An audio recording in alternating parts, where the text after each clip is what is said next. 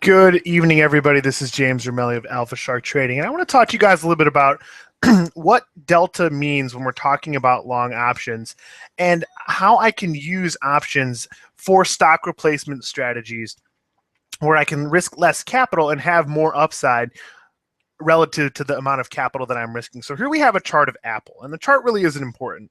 But let's say that in Apple, I am looking at this chart and I'm saying, wow, Apple at $107.72.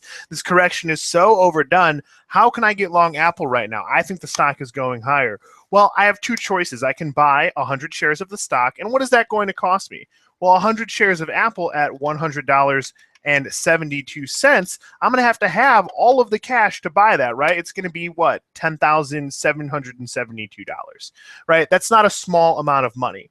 So how can I use the options market to get into a position that gives me the same exposure without all of that risk? Well, I can look at a deep in the money call. So here we have the option chain, and this goes out to January of 2016's expiration. That's 136 days.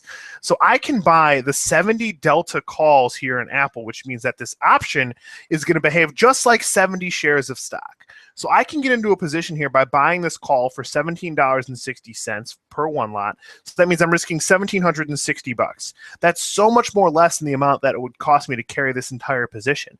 And I also know that because these are a 70 delta option, that as the stock moves higher, I actually pick up more deltas because delta shows me the number of shares that it represents. If I pick up more deltas, it's like picking up more shares without actually having to buy more stock.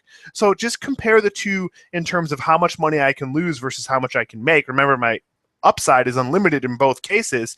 And I can understand very quickly that I could do this with much less risk.